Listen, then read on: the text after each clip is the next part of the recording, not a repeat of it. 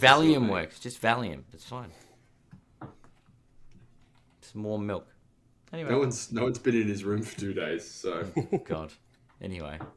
All right, I've been in the office the last 2 days. I can tell. tell. For the first time since I broke my arm. All right. The team meeting, the whole organisation meeting today, and the lib from Queensland was like, "I thought you were allowed to shave now."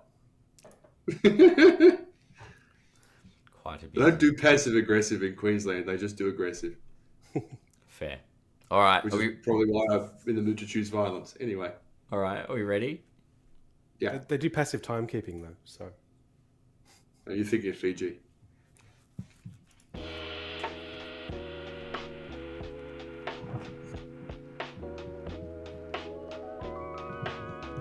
Welcome everybody to episode 231 of the You Can't Comp This NBA Trading Card Podcast.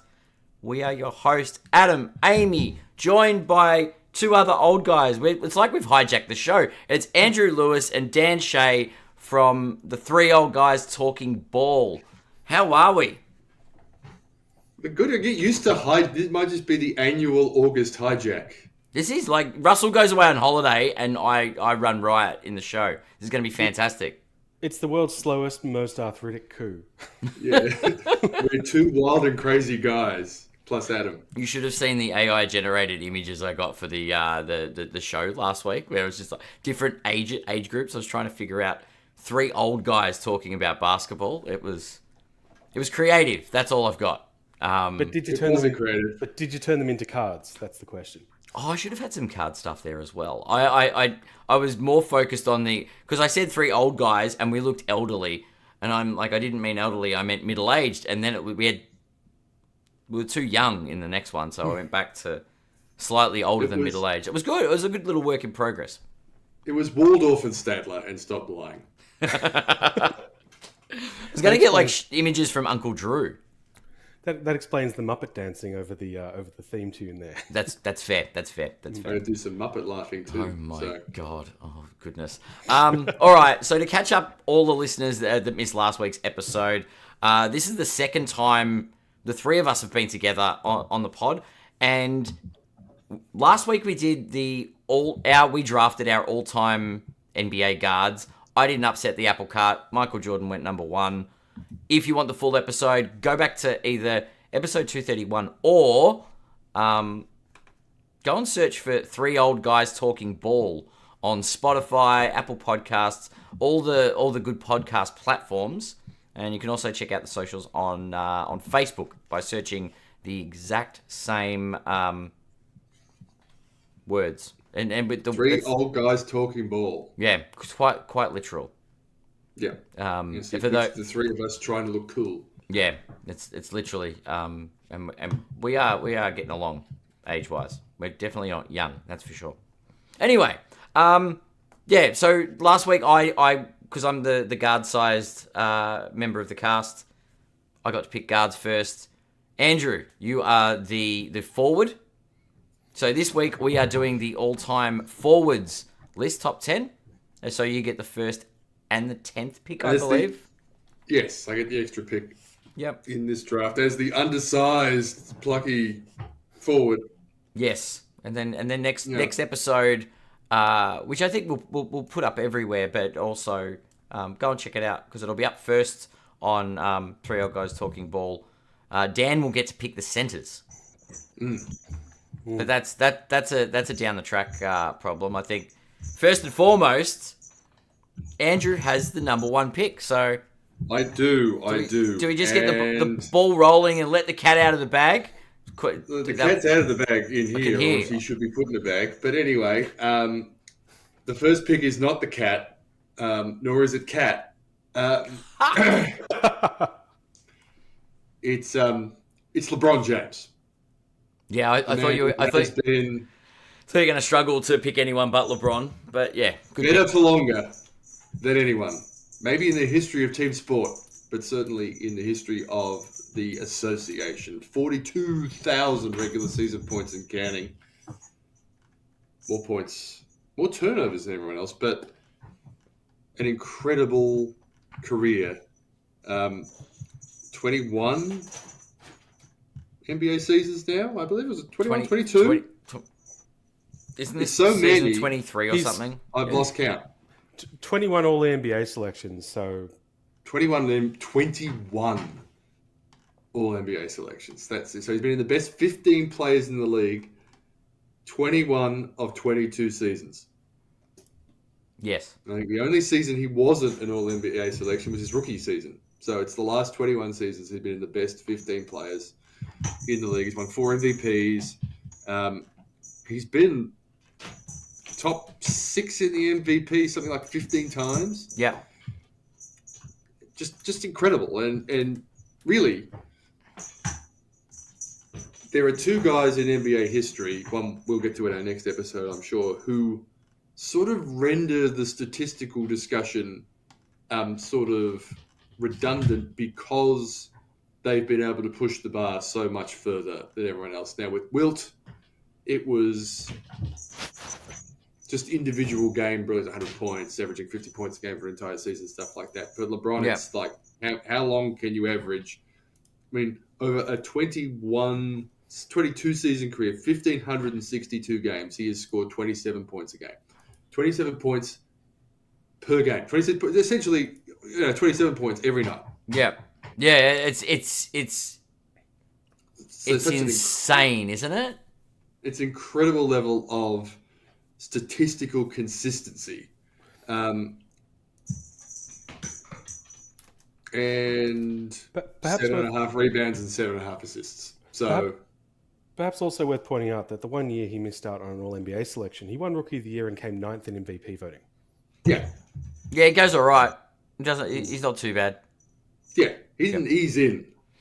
Um, As the most hyped rookie Yeah. in the history of the NBA. Yeah. Yeah. As in, ESPN 1, as in the primary ESPN channel was showing his high school games on prime time and Friday nights. Yeah. Yeah, this was the school real game. deal. Like This is higher the real, basketball. yeah. Yeah, it was Yeah. crazy. So it is worth pointing out that for all the descriptions or assessments of his career at this stage, and it's not over yet, LeBron lived up to the hype that was there before he entered the league. He was everything we thought he would be, and maybe even exceeded the hype because of his longevity. Yeah. Yeah. Yeah, it's pretty insane when you think about it. And we'll go back to his rookie year with our card for today, because I'm definitely not going to find a PSA 1 LeBron James card. What I am going to do, I'm going to get a big one today, because for such a big player. And I will just share the image with the YouTube participants in the stream today. It's the LeBron James 2003 Topps Chrome Black Refractor, numbered to 500. This card has a pop count of 20, and it last sold for $112,240 US. And if that's not an interesting stat, the fact that it's down almost 15% from the previous sale in November 2024 of 132K. Anyway. Thanks, Luca. It was November. Luca had nothing to do with it. It's coming back up. Do you have the stock graph? Which we are. I've got Card Ladder up. I'll actually go back to the all-time because it did peak. This card... That's my EKG pantomime move for the graph. The graph is very steady. If you were going to pick this card up in 2016, you would have got it for $3,200. Good investment. Great investment. If you tried to buy it during COVID, February 3rd, 2021, this card sold for $480,000 US. And now it's worth okay. Am I allowed to talk about the fact that it's worth a quarter of that now? I mean, No. You most definitely it spiked. The previous sales after that were around the 260 mark, and it's gradually dropped out to 2023. Its lowest point since then was 86,000, and so it's now recovered. So thank you, Luca. Yeah. So if you own this card, this is what you need to do. You need to kidnap LeBron and lock him in a luxury hotel in Florida with like a huge room of red wine. Yeah. And then He'll talk to Steve Nash the whole time. Don't do that. I'm kidding. That was a joke. That was satire. But yes, that's I thought I'd start with a big one today. One of those. I thought I would too, and I think he's undoubtedly the greatest forward in the history of the game. Definitely. I don't get the second pick, so I'll be quiet now. Yeah, that would be me, I think. Yeah, I think I'll just come out with it. I think there's probably a pretty clear consensus about the number one. I think from 2 on, there are some really kind of worthy. It could go anywhere. Candidates here. So I'm going to go with someone who had a number of nicknames. Not very many of them really got used that much. The Big Fundamental, Groundhog Day, Old Man Riverwalk, the Stone Buddha, one Timothy Theodore Duncan. And I guess it's to kind of talk about the kind of resume a bit, long, very, very steady, reliable career. 15-time All-NBA, 15-time All-Defensive, was the Rookie of the Year, was very obviously the consensus number one pick, not quite as much hype as for LeBron, but an awful lot of it. And there was really no doubt that he was going to go number one, whoever got that pick. 2-time MVP, an All-Star MVP, 3-time Finals MVP, Rookie of the Year, and already in the Hall of Fame as a non-active player. LeBron's obviously headed there. I guess something that he's very likely to go down, it's already started happening, as a historically underrated player because he just didn't make much noise. In fact, his unflappability, his steadiness, his consistency is actually one of the things that made him stand out so much during his playing days. Yeah. Just to sort of add a little color, because there's a real risk of Tim Duncan being super boring, right? Just because he's so quiet. I was trying to look up stories about Tim Duncan during his career, and I found this list. There's about 20 of them, 16 of them. And we're going to hear them all now. No, but a good a good third of them are about how people just couldn't move him or couldn't get in his head. Famously, Kevin Garnett, my favorite player, who shares my birthday, famous trash talker, right? Defensive player, trash talker, similar sort of vintage. In fact, I believe they're the same age. Wore the same number. Lots of great battles. They really sort of came out to play against each other. Both really strong defensive players. And with a big difference. Kevin Garnett, famous trash talker.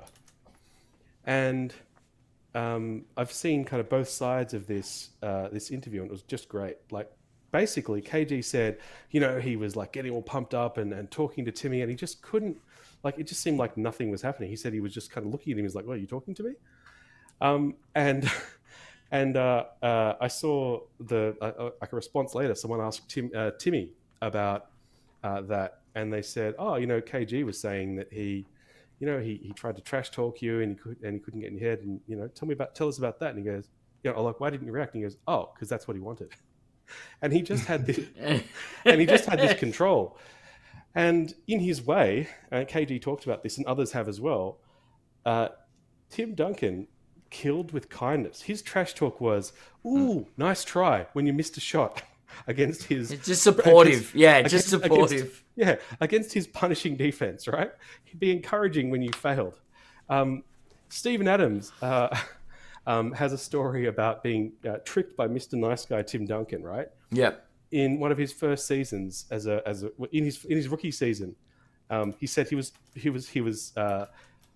hitting all the time, and he was having trouble with it. And then he came over and talked to me a bit. He was like, "Hey man, how are you?" And I was like, "Oh, what a nice guy."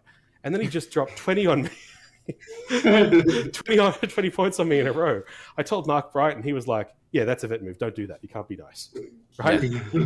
And that was the thing about Timmy. He was kind of the quintessential wolf in sheep's clothing. Yeah, right? yeah, for sure.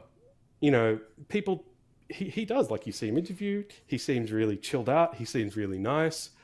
And then you hear about all of these, you know, tough guys, bad guys, these killers, these champions, and none of them could get a reaction out of him. And he beat so many of them so much. One of the most reliable players of all time, the greatest power forward in history. There, I said it. And my pick for number 2 in this all-time draft. How hard was it to pick Duncan ahead of your boy, Kevin Garnett? It was hard, but actually, I had to fight it really hard, but actually, KG wasn't the one that I was thinking about. Fair enough.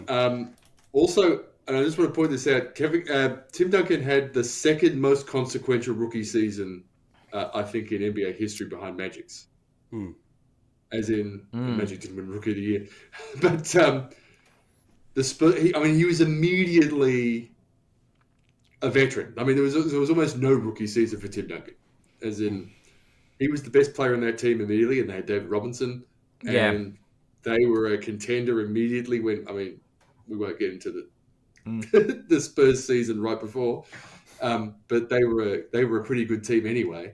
And then I think the second season was the season they won the title. So pretty insane. I don't have too much of a problem with Tim Duncan. All right, I'm going to make it nice and easy. We just went from over $100,000 for a PSA 10 rookie card. We are going to go to a Tim Duncan Topps Chrome 1997 refractor, not the numbered to 500 like the LeBron, but the refractor in the same for LeBron. The Topps Chrome is currently going for about 25 to 30K. Timmy Duncan, not so much. Pop count on this is 106.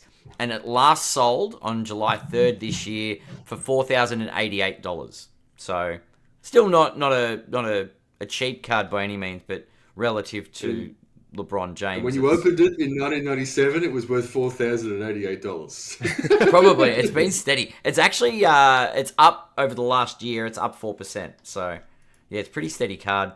It's 4% per annum, like a good term deposit. If you were to buy it 10 years into Timmy's career in 2007, you're looking at $280 for that card. Yes. He needs The Last Dance. Sure. Yeah. Can you imagine how boring that documentary would be? No. The comp is he needs a winning time where they make winning time where they do a parody of stuff. Yes. Yeah. They parody Tim Duncan. No, you're both wrong. He needs a luckiest man in the world. He needs like the Bill Walton 4-parter for the 30 for 30, which I loved and no one else did. So that's okay. I'm sure people that watch Disney Summon will watch it one day. They've got ESPN. Anyway, before I make my pick and really upset the apple cart, let's take a quick break and hear from one of our sponsors. And we're back. Are you guys ready for the apple cart? Are you ready for my spanner? Are you ready for me to throw something? Do you like apples? I have 2 reasons for this pick. Andrew's like, why are we doing this draft style? Well, I know what's about to happen. All right. We can segue onto Disney Plus, where there's a TV show for the Marvel Universe called What If? And I'm going to go the episode of What If is, what if Michael Jeffrey Jordan was never drafted? What if he gave up basketball after that being cut from his high school team? We would have none other than one Karl Malone as your greatest of all time, most dominant forward in NBA history. 2-time MVP, might I add. in the time where the only man that was winning MVPs could have been Michael Jeffrey Jordan. I'm going to pick Karl Malone. And I don't want to pick Larry Bird because he's a Boston Celtic. That's the other reason. Thank you.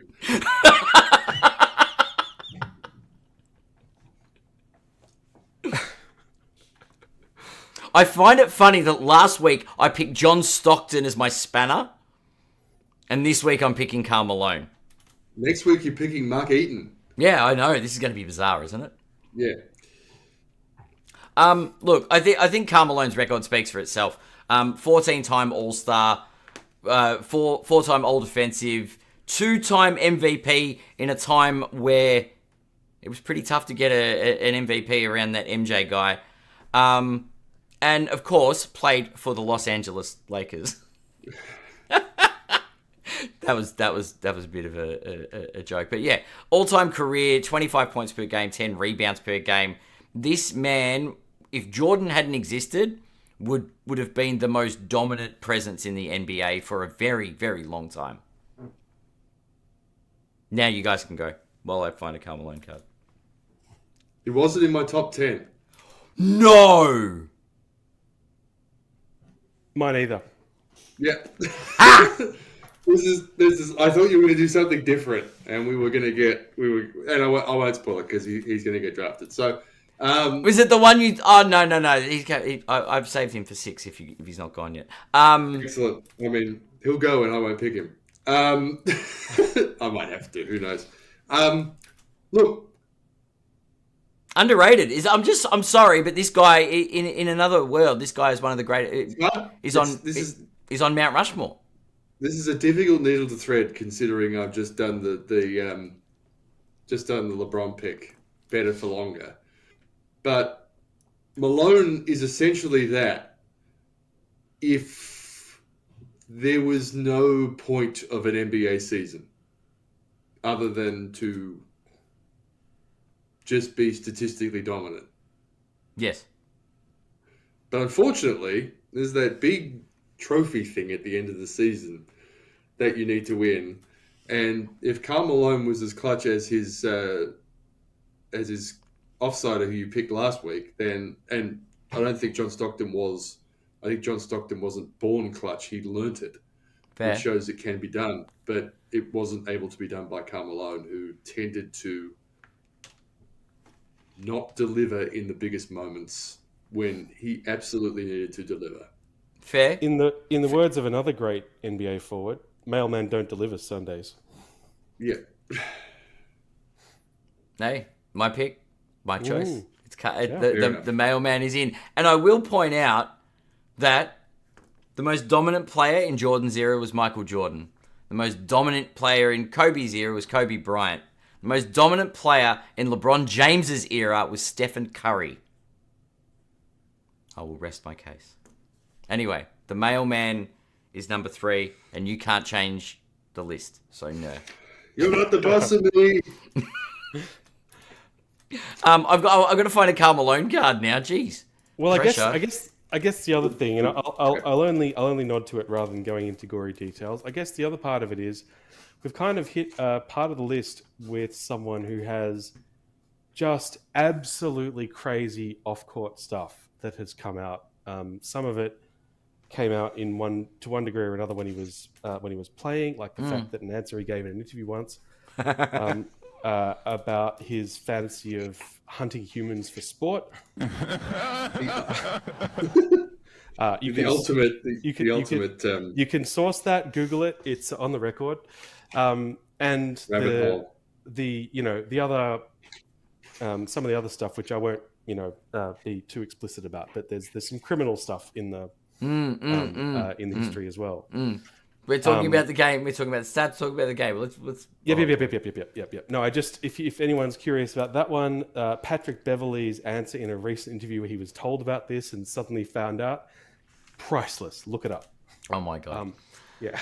All right. Let's put it this way, and look, there have been some pretty galling winners of Father of the Year over the journey. Over the journey. I I don't know if Carmelo ever won Father of the Year, but he would sit pretty comfortably with some of those. Like, that guy won Father of the Year? Two-time MVP, I'll just remind you. Two-time MVP. All Which right. is one more than Kobe. MJ took that personally. Goodness gracious me. All right, so 1986 Fleer, a very iconic set, as people will be able to see by the art, the same as the first appearance of Michael Jordan. 1986 Fleer, Karl Malone, rookie card, last sold for $2,850 US. And that was a couple of days ago. Is there a Karl Malone card with him doing the signature Karl Malone dunk with the hand behind his head, though? That's one of the great Probably. dunks. Quite probably. That's one of the great signature dunks. Actually, the Scoring Kings doesn't have a good signature photo. But there is a Scoring Kings from 1993, which is also what he is renowned for. Karl Malone. Yeah. Scoring, lots of it. Yes. Yeah. All right, now I've upset the apple cart. On to pick number 4. Time to put the apple cart back on the rails. Here is a guy who I had higher on my list than Karl Malone. Here's a guy who I had higher on my list than Tim Duncan. It's Larry Joe Bird. It's the hick from French Lick. Larry Legend, the basketball Jesus. Maybe the greatest Celtic of all time? Maybe. Larry won 3 MVPs. He won them in a row. I don't know. Jason Tatum hasn't finished his career yet. And 2 of those years, they won the NBA title. Now who's being naive? The thing that's not like the other thing, Larry Bird won 3 NBA titles. A teammate who was so good that his unselfishness became infectious. He actually, through osmosis, turned his teammates into unselfish players. Yes. And, I think if Kevin McHale had landed somewhere else, he would have been one of the most incredible ball hogs in the history of the NBA. Dennis Johnson had a well-established NBA career as a shoot-first guard of some renown before he came to Boston, but they all fitted the system. With Magic, and I made this point with Magic when I got him as well, and I drafted both of them in our fantasy draft 5 years ago, so we're just running it back. I think you got. I didn't have Karl Malone. I had Kevin Durant before we fell out. Interesting. But along with Magic, Larry saved the NBA. The modern NBA is born. Yeah. Is baptized in that 1979-1980 season, and then has its just run the Christian Catholic metaphor right in the ground. Has its first communion when MJ enters the league. Yeah, fair. An incredible teammate, an incredible shooter, maybe the most physically underestimated player in terms of there wasn't a discernible physical skill in terms of running athletic ability that you would look at Larry Bird and you think, there's something hanging on that he does this better than at an elite level. An incredible shooter, incredible passer, just a fantastic basketball player. Yeah. Rather than an athlete. And I think this gets a little underrated. Certainly in the ballpark for competitiveness with Michael Jordan. I mean, this is a guy who Larry Bird who once said, I enjoyed 3 weeks of my entire basketball career. It was the week after I won each of my 3 championships. A starting 5 member of the All Trash Talk team. Yeah, the man loves to talk trash. He does. Yeah, the guy who would, and maybe the greatest ever, I'm going to run to this spot and hit this game-winning shot. He was so good at it. One of those guys, yep. One night in Seattle, he did it. The basket was waved off, so he did exactly the same thing again and hit both shots. Goodness gracious. Against Xavier McDaniel, who was, not a guy to be trifled with. So, Yes, all right. and then Larry Legend. and then spun it off into an incredible acting career. Blue Chips, Space Jam. And having all said that, the greatest Larry Bird clip might actually be Is Larry Bird's acting as prolific as his coaching? I was just getting to the coaching because he's great. The greatest Larry Bird clip might be when Reggie hits the game-winning shot in Game 4 of the '98 Eastern Conference Finals, and Larry Bird looks like he's been frozen in time. Yeah. There is no change to his position. It's like, okay, while Reggie Miller does the exact opposite. Let me just put it there. Look it up. Yeah. Oh, goodness gracious. So Larry Bird. Larry Bird at number 4. Running him at number 4. Yes. Well, ahead of Bird. I've got multiple. That's offensive. I've got multiple stuff for Larry Bird here, card wise. In fact, I actually picked up a Larry Bird rookie. It's PSA 6 at a recent card show. So I was at the Hobby Hangout. The Magic had just gone. I was really frustrated. That's the 1981 tops. For those that would be able to pick up, say, a PSA 10 of that, the PSA 10 last sold for $12,200. Unfortunately, mine's a PSA 6, which last sold for $55 US. And it's a slightly different pop count. But the other one I will talk about is the iconic, the famous 1980 tops scoring leaders, Larry Bird, Magic Johnson, and Julius Erving. Yeah, that's correct. Now, this is a piece of history. Population on this one is 24 in a PSA 10. And it last sold on June 28th this year for $500,000 US.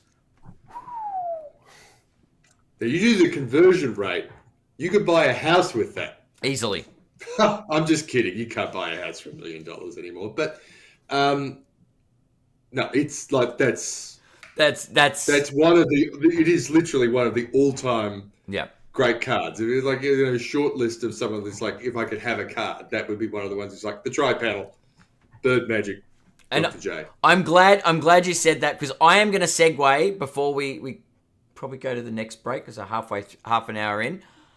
I need to give all the You Can't Comp This listeners, because we've been keeping track of this card. We touched on it last week.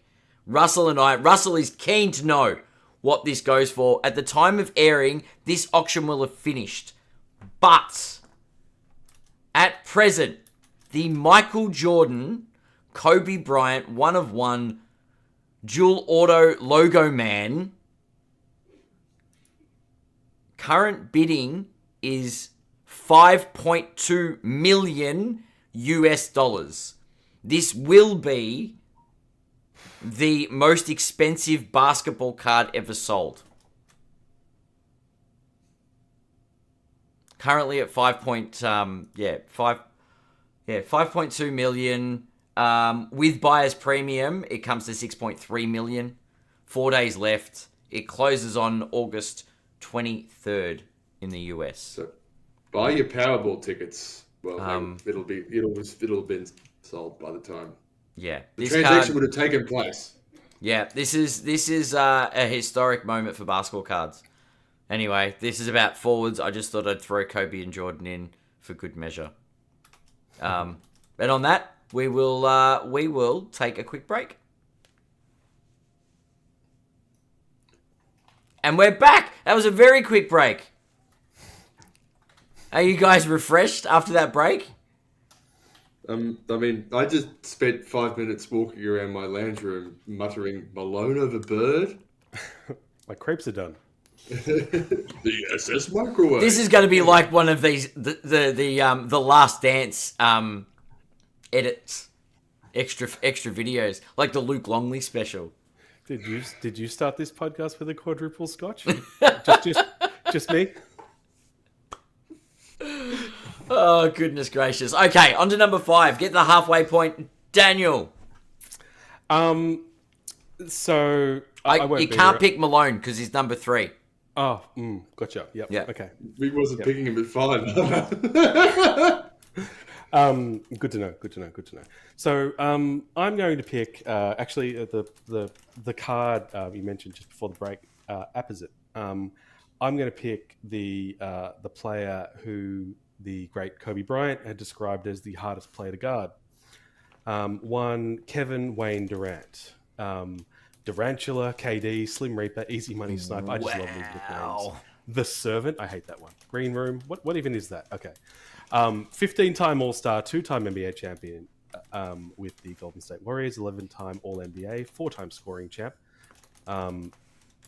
2-time All-Star MVP, 1-time League MVP, 2 times Final MVP, and Rookie of the Year. I think one of the most telling stats about him is his effective field goal percentage, right, which kind of mathematically combines regular field goal percentage, 2.3 point free throw. I mean, over career, it's over 55. And for last season, as he's still active, it's really, really close to 60%. That's insane. Yeah. And, this is a guy who's always been a 3-level scorer and just keeps adding things to the offensive game. Slightly messy divorce with a couple of teams he has left. When that wasn't entirely and that wasn't particularly mutual, didn't leave them necessarily in a great place, and didn't necessarily leave with people feeling very happy about it. I'm trying to think of the time he left a team when they were happy about it, actually. Sour taste in the Oklahoma City Thunder's mouths. The Warriors weren't happy to see him go. The Nets gave a lot and waved goodbye. And the Suns, sorry, Andrew, just recently waved goodbye, and he's landed on his feet. He's... Did the door hit him on the way out? I really don't think so. He went all the way to Houston, and these guys are a scary team now. They were already a 2 seed without him. That's true. And they were only kind of narrowly beaten by KD's former team. I can't see them. I'm not sure I can see Which one? Can I segue this just quickly for any of the You Can't Comp This listeners that would like to hear the three of us debate things that are going to happen, and this will be a preview to that. Andrew, at what point do you think we're going to utter the words, Houston has a problem with Kevin Durant? Through the first couple of podcasts on the Three Old Guys Talking Balls podcast in October, we'll be doing our season previews, and we'll do the Eastern Conference first, then the West. So it's the last pod before the season starts. Yes. We'll go through the Western Conference teams, and we will get to the Houston Rockets, and we will get them. And the way we do this, everybody who hasn't listened to Three Old Guys Talking Ball, because I've been doing these previews on a few pods for a while, is that we do them in the order in which I think they're going to finish in the season. And before anyone's ready for me to talk or expecting for me to talk about the Houston Rockets, we'll talk about the Houston Rockets, and then I will utter the words, Houston, there is going to be a problem. That's a moral lock. Literally, that is. Yeah. Especially now Kevin Durant's there. Yeah, because it's going to be 5 minutes of me basically giving you the glass is not even half full. There is no glass. Yeah. He smashed on the way out from Phoenix. Kevin Durant's greatest achievement was also starring in the 1990 Academy Award-winning movie about all the teams that he's gone to since Golden State. The one Kathy Bates won the Academy Award for. It's called Misery. Because everywhere he goes, it just Can I give a positive? Happy place. Can I give a positive to KD? How many Olympic medals, gold medals, does he have? It's 4, right? 4? 4, Yes. 5, 4. Yeah. It's rare company. Anyway. Yes, 4. Sorry, as in won a gold medal at 4 separate Olympics. The list is like 6 or 7 people. Yeah, in history. So he has that going for him, which is nice. Possibly the best scoring forward of all time. I think, LeBron James did all right at that, actually. Well, yes. Net, if we're talking about kind of versatility and skills, actually, it was interesting hearing them talk to each other on LeBron's podcast about that. And I think, to be clear, like, acknowledged, right? Like but yes, no, absolutely. Like in terms of the combining everything, including availability and longevity, yes, absolutely. LeBron's. Can I zag? Yeah. Kevin Durant's called the best scoring forward of all time because he doesn't have the other. Because he's not as good an all-round player as LeBron. LeBron is every bit the scorer Kevin Durant is. He's might not. I mean, no one is as good a shooter as a forward, except maybe Larry Bird, as Kevin Durant. But you don't have to be able to shoot to be able. I mean, I guess in today's NBA, it's more true than ever. But historically, you haven't had to be able to shoot to be able to score. And our next pod, when we go through the centers, we'll go through numerous examples of guys who couldn't shoot who scored 25, 26, 27. Yeah, for sure.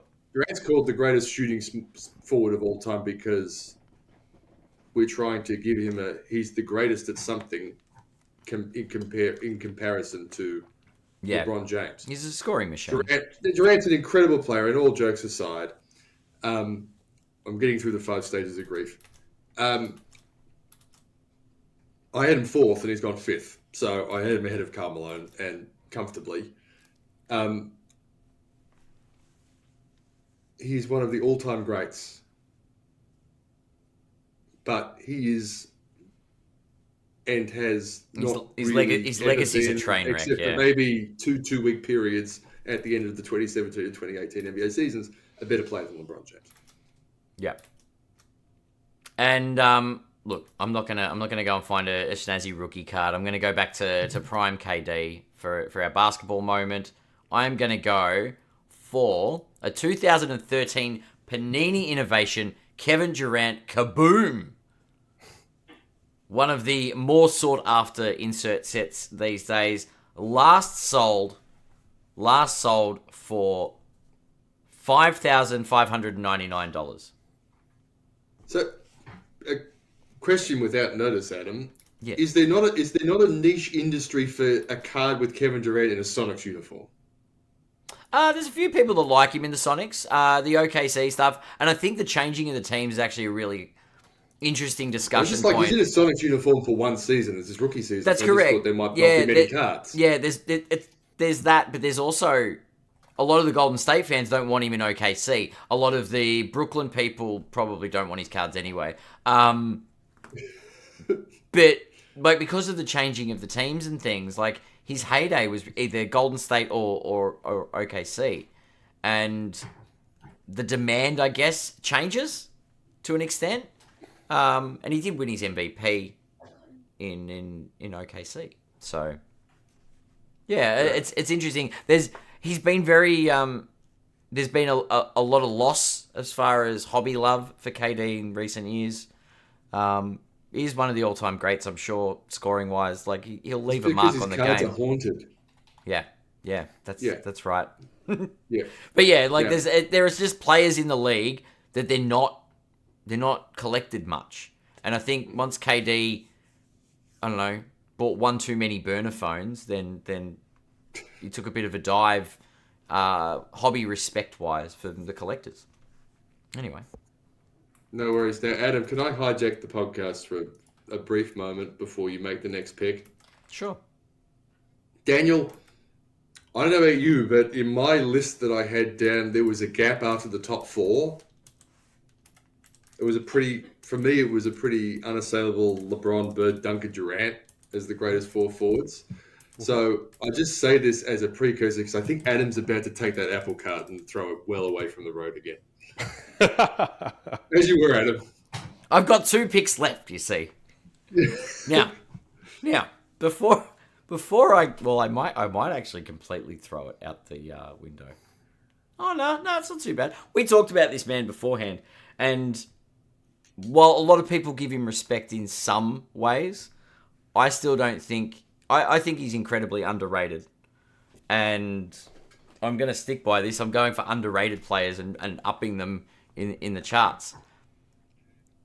It was originally going to be my number 9 pick, but I every time I've rejigged my list, I'm like, I don't know where to put him. And the moment I'm feeling high on him, so at number 6, I'm going to pick Scottie Pippen. You thought I was going to say Julius Randle then, didn't you? No. Only a little. Only a little. Scottie Pippen. You call him the best second banana, but like that, Jordan doesn't win any of those championships if he doesn't have Scottie. That's better than the best second banana. That's like, it's two first bananas in that team. I know, but it's a team game. It's no disrespect. No, but I'm saying Scottie Pippen is one of the greatest players of all time, and that's no shade on Jordan, but the caliber of player he had behind him in Scottie, I think there's a lot of respect that needs to go Pippen's way. Fair enough. Adam, I'm pretty sure Daniel and I both had Pippen higher on our list than Karl Malone. We're just going to keep coming back to this. You get to number 10 and you're like, by the way, this player I also had higher than Karl Malone. Yeah. It's Fair Byron enough. Houston. This is going to be referred to as the Karl Malone episode. Anyway, Scottie Pippen. What can you say about him? Like, the guy's got his 6 rings. He doesn't have the MVPs because Jordan got those. But, like, success-wise...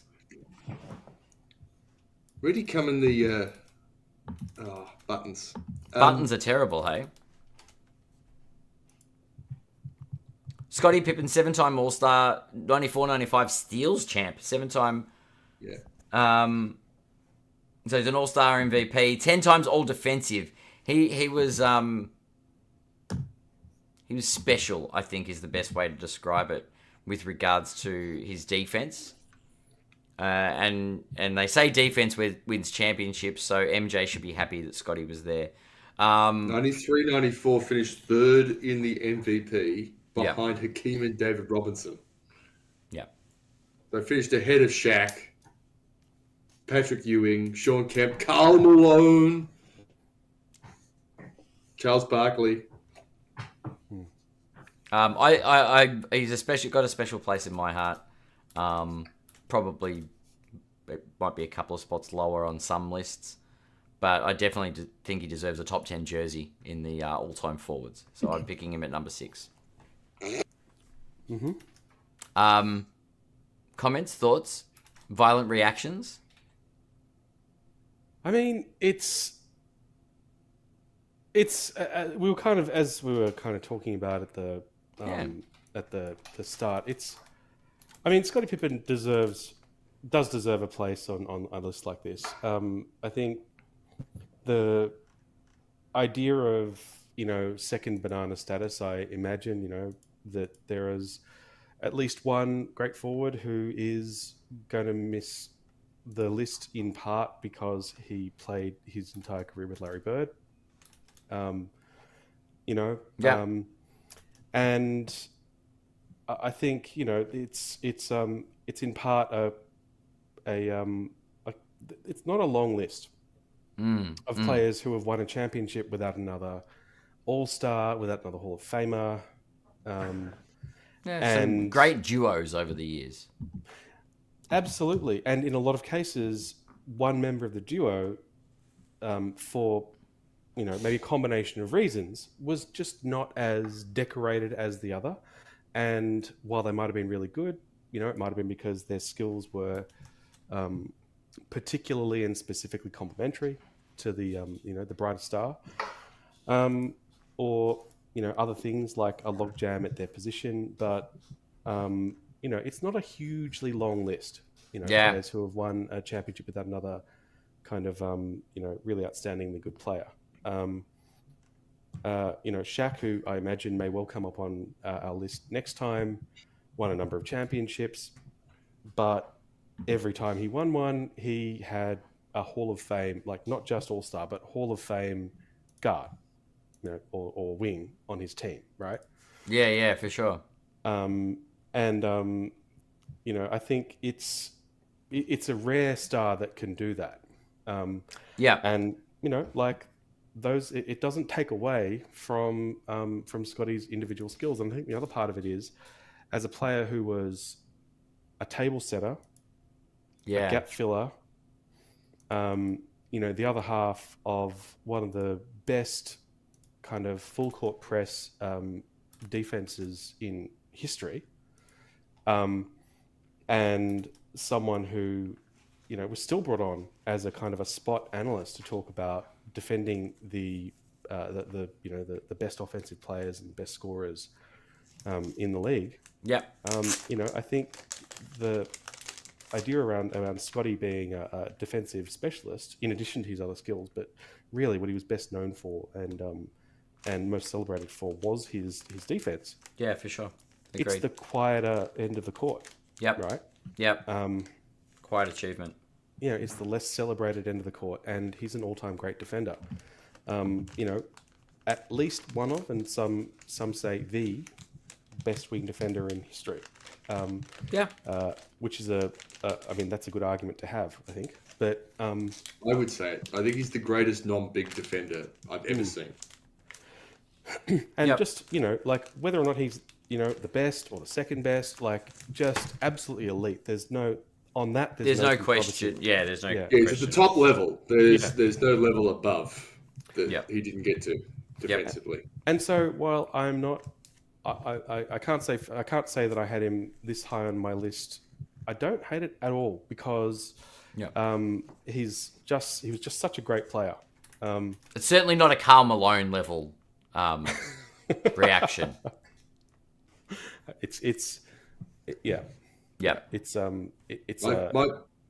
My feelings are almost identical to Dan's, as in I didn't have him at 6. I had him lower than that, but I have no problem with him being at 6. Yeah. I think he fits. When I was 5 years ago, when I was picking a team to win, I picked him ahead of some other people who were probably higher on my list. I was frustrated when you did that. I wanted him. Because he's just like, I was the first player to pick a 6th man, and I just thought, he's going to be fantastic because he can play and defend multiple positions. Fair. Yep. So, and it worked to an extent. He's a steal, yeah.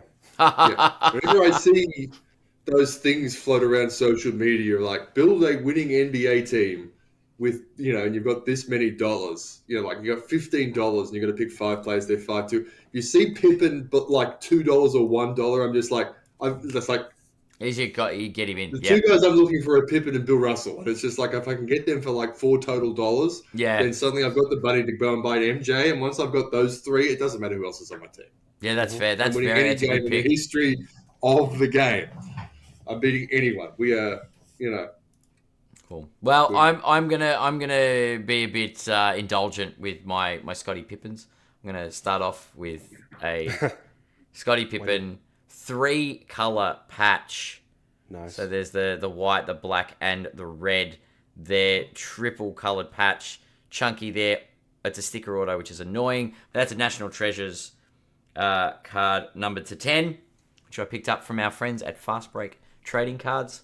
Thanks to John and Alvaro. And the other card I've got is a 2015 Excalibur Kaboom, which last sold for $786 US, and that was March this year. I actually picked up one of these at Raw at a hobby hangout a little while back, couple of hobby hangouts ago. So, yeah, if no one's figured out yet, I do like to collect Scottie Pippen. That's a piece of jersey in the card there? It is. That is a piece of game-worn jersey. Oh, wow. So it's back when we got game-worn jerseys in them. So that was a bit of one of Scotty's jerseys. That's super cool. Yeah. Adam's collection is just a testament to guys who were just not quite as good as Michael Jordan. It's fantastic. I got nothing. All right, we haven't got many picks left. Let's take one final break, and then we will hit the ground running and clean up this top 10 list.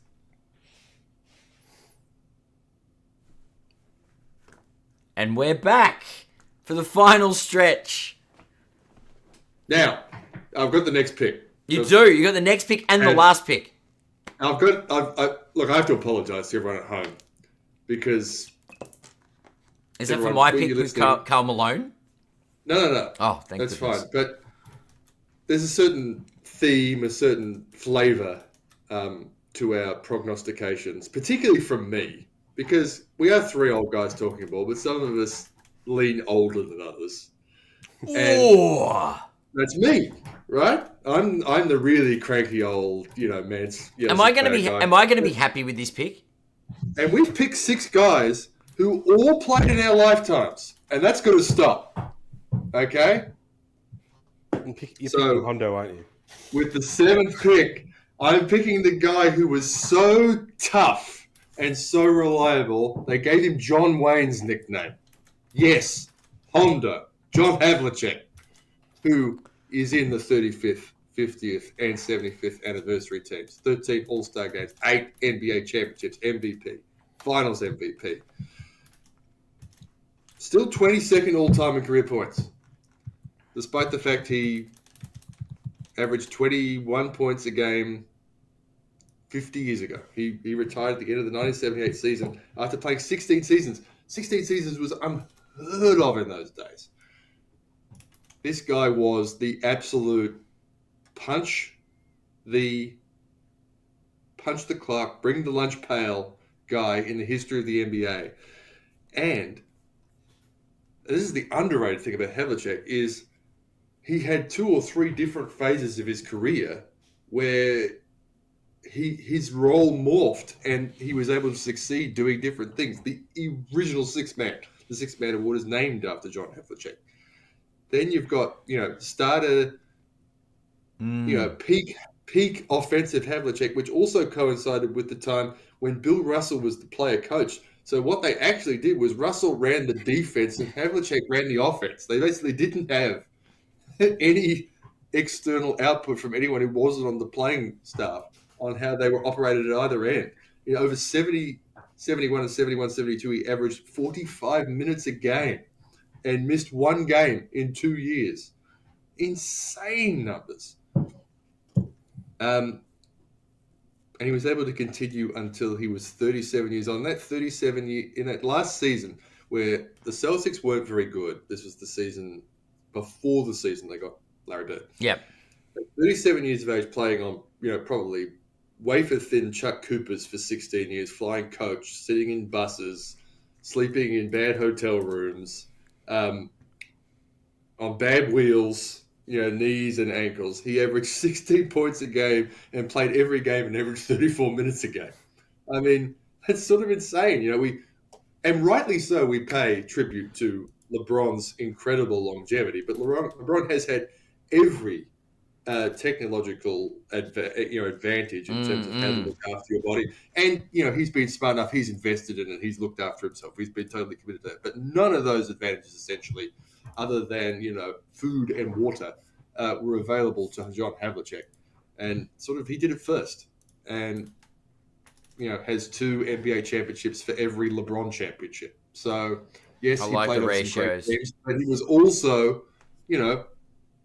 the best offensive player on 2 or 3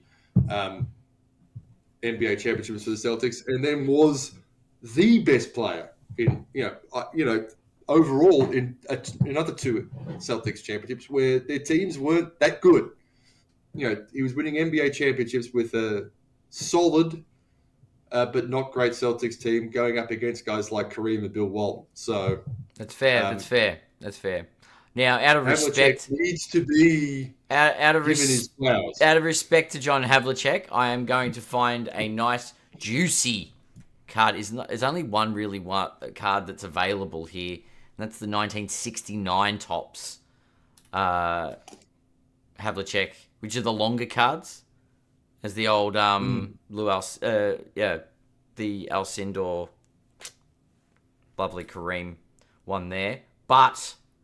This John Havlicek, population count of 2 in a PSA 10. Only 2 of them. Last sold in August 2020 for $85,000 US. So there has not been a recent sale of this card. It peaked in 2018 at 100K. So there is some love for the man in the card world. Even though he didn't play in our lifetime. Yes, the PSA 9 is a $10,000 card. So, yeah. Yes, Adam, I've picked 2 Celtics, and I'm looking down the rest of my list, and there's only 2 more on my list. So we'll see how we go. You might get lucky. Are you going to pick a Laker with the 10th pick? You got big game James. All right, maybe not. Oh, I forgot about James Worthy. He's not in my 20. Oh, I've got the 9th pick, right? Yeah, Daniel's got the 8th pick, and that's next. That's fair. Let's go across to the 8th pick with Daniel. Look, in all likelihood, others may have weighted this player a little differently. We mentioned before. I couldn't possibly go past him with my last pick in this forwards draft. My favorite player of all time. We share a birthday. A fantastic all-around and particularly two-way player, another elite defender, which does tend to get you underrated relative to offensive and particularly scoring brilliance. All-time great interview, all-time great trash talker, all-time great defender, one-time MVP, four-time rebound champ, 2008 NBA champ for the Boston Celtics. I had 3 Celtics on my list, sorry. All-Star MVP, League MVP, 12-time All-Defensive player, 9-time All-NBA, and the 2007-8 Defensive Player of the Year. Your favorite and mine, KG, the big ticket. I just couldn't go past him. Look, 21 seasons. The last few, trailed off. He was pretty affected by an injury he sustained while still on a seriously good Boston team after they'd already won one. The only T-Wolf, really, as things currently stand, in sniffing distance of any one of these lists. I'm proud to say, my favorite player of all time. Good pick. I like So that. Garnett went 8th, right, Adam? So, Garnett went 8th, right? that's correct. I had him higher than that. You had Garnett higher.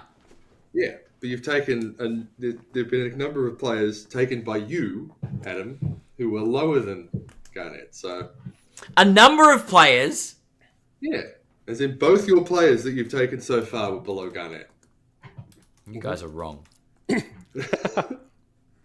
Maybe I just don't rate Garnett. Maybe because he's a Celtic. Excuse my view. I have a card though. I have a card for Garnett, which I'll just quickly bring up. It's a 1995 Topps Finest Kevin Garnett PSA 10 with the coating still on. Last sold for $697 on July 8th this year. It's got him in his rookie suit with the cap on. Nice little card there. Nice card. Is that the old Wolves writing on the hat?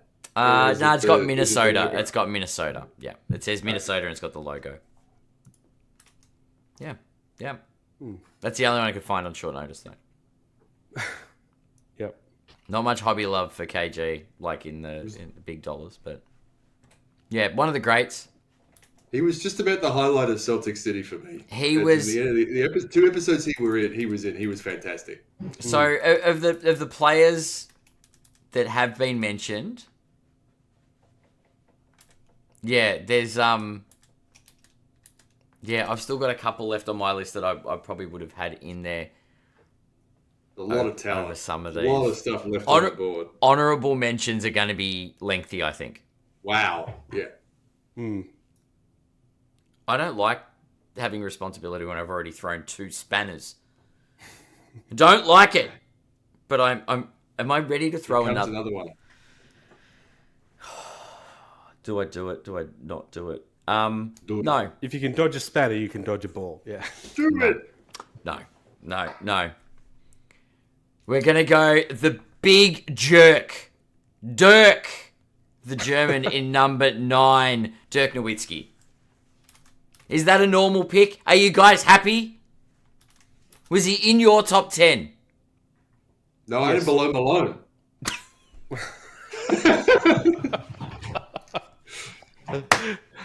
He's below Malone on my list too. Well, that makes sense. I did have Dirk in my top 10. Thank you. You had him at 10, didn't you?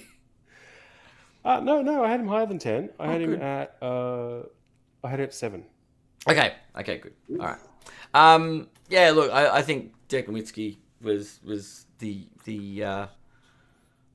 great Hopi, the great one in Dallas, and now that won't be repeated because Luka's a Laker. Yeah, just an all round. I don't know if you've got an iconic shot, sort of named like you've got an iconic moment like that, like he's shooting.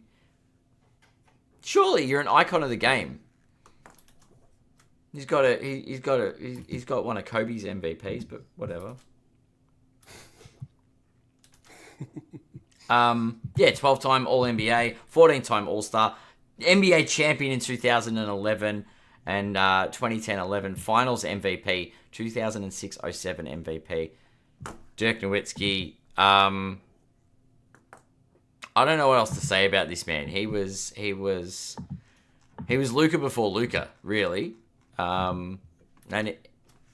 He carried Dallas on his back to an extent. Has any championship changed how we think about a player more than the 2011 championship changed how we thought about Dirk Nowitzki? Yeah. So that's why I had him at 13. I just feel like... Yeah. And I had another player who's now not going to get picked, who had that one championship, and he doesn't get... Thanks, Carl. It's all your fault. Doesn't get the same esteem that Dirk seems to get for winning his championship. Yeah. So it's just, and it might be because of who Dirk beat. He beat the Wade, LeBron, Bosch, Miami Heat, who were supposed to walk in every championship. They were supposed to win everything very easily. Yeah. So, but it just seems like everybody, from the moment they won that championship, Dirk's his Q rating went to like 100%. Everyone loves Dirk. We do, Dirk the Jerk, the big German. There's not a lot in the card world to do with Dirk, so I'm just going to bring up once again a 2013 Panini Innovation Dirk Nowitzki Kaboom, which is a very interesting artwork. The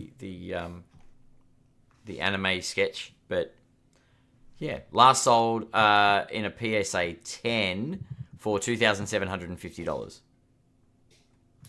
Mm-hmm. So, not too shabby at all. Yeah, Dirk was special. Yeah, Dirty Dirk, tall baller from the G, the German race car, and German Jesus was amongst the main nicknames. I'm letting that go through without comment. Oh, good. Now, where's the drum roll? Because we've got the 10th pick still. Give me the drum roll. Because obviously, my Havlicek pick did not go grumpy enough, old enough, hard enough. I know you did. I cannot believe this guy almost missed out. This guy might be responsible for the greatest single performance in an NBA season ever, which I'll explain.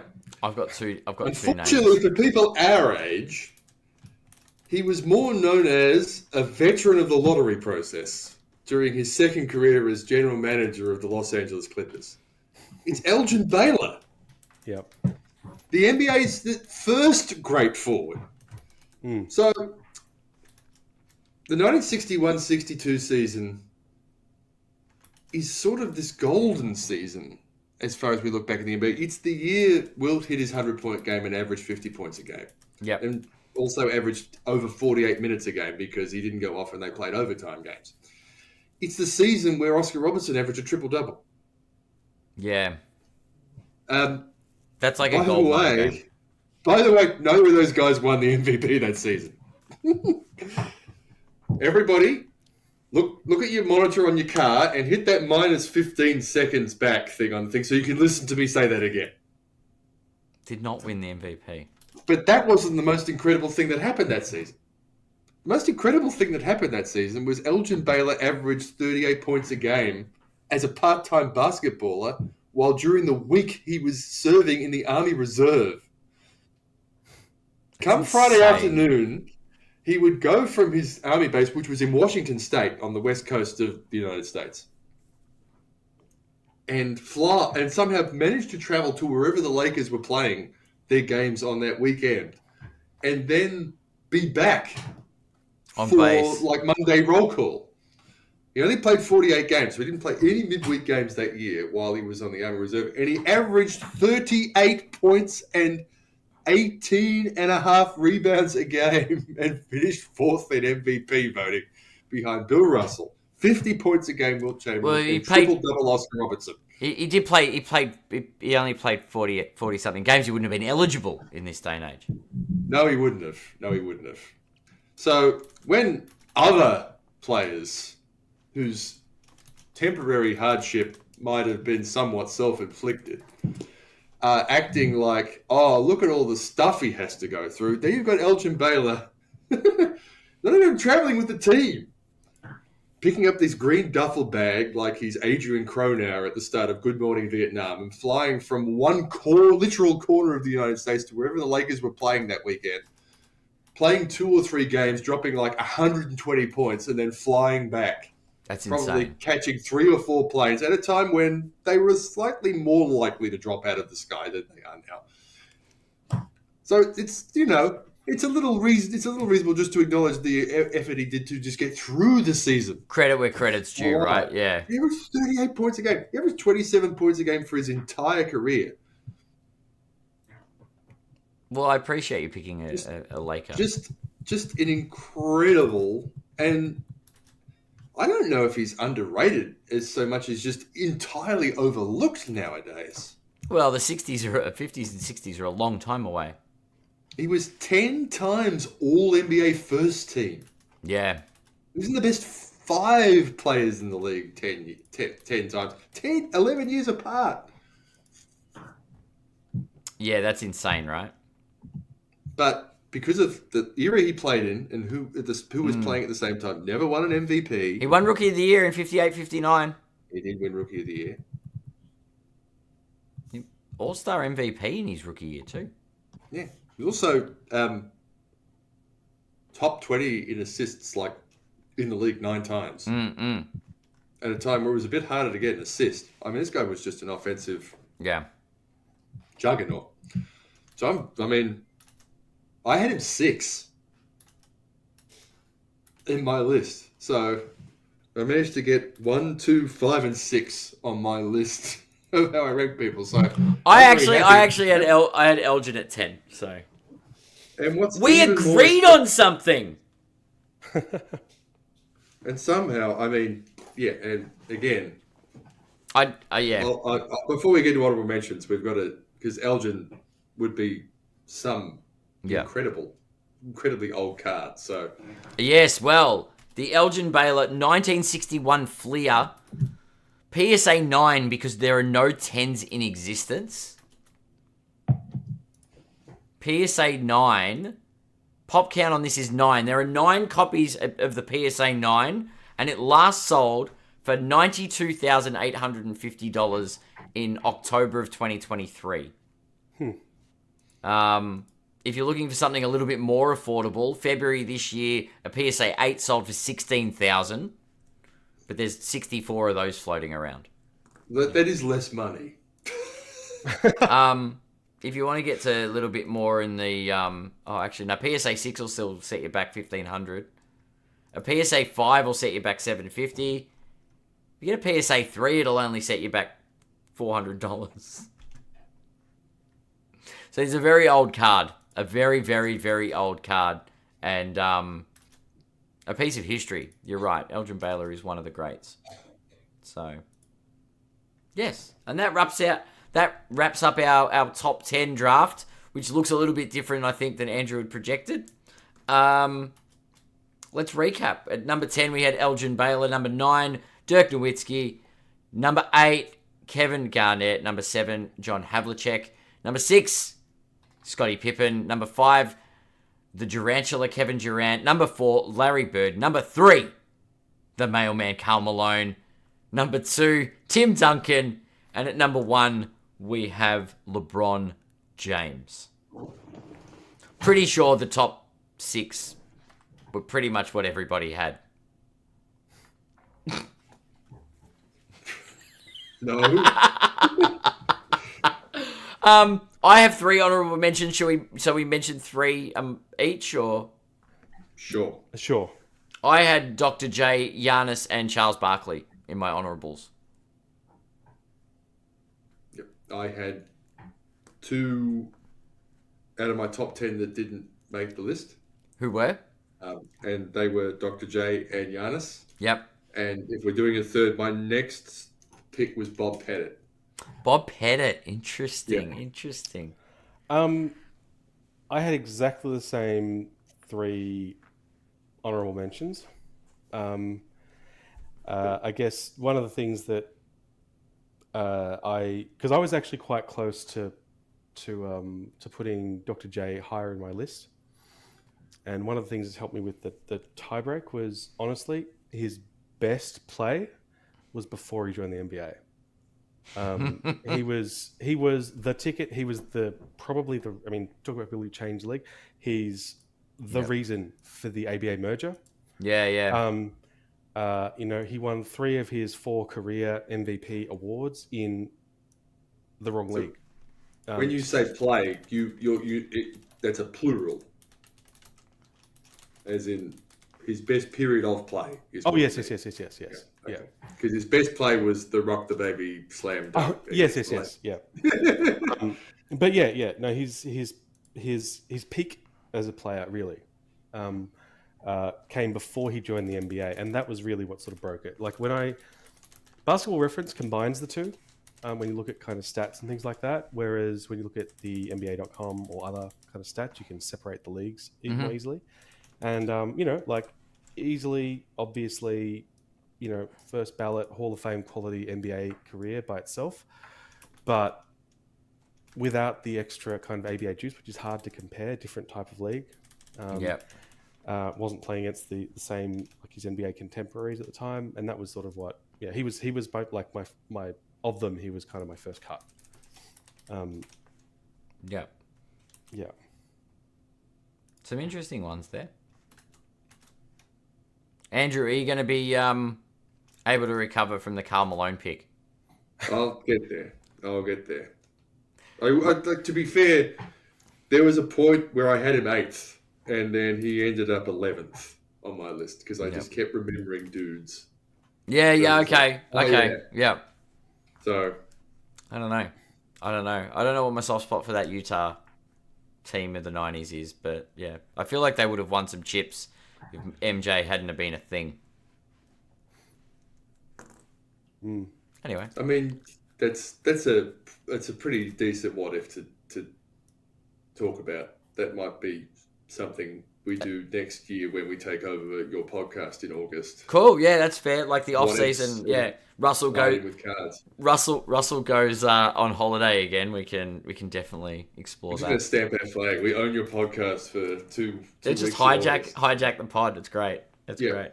Awesome. Well, I mean, we'll put up the third part eventually, but if you guys are keen at home to find out who we draft as the top 10 centers of all time, and we'll probably do a bit of card stuff with it for consistency. There's a small chance Daniel picks Cherokee Parks with the first pick. I'm just putting it out there. There's a chance. You're telling me there's a chance. Cedric's yes, you can check that out on the Three Old Guys Talking Ball. Thank you to everybody that watches live on YouTube, everybody that watches the videos back on YouTube, those that give us likes, subscriptions, that watch from all around the world, those that listen on Central Coast Radio, and everybody that listens regularly in their car on their favourite podcast platform. Thank you very much for a very pleasant evening. Thank you, Andrew. Thank you, Daniel.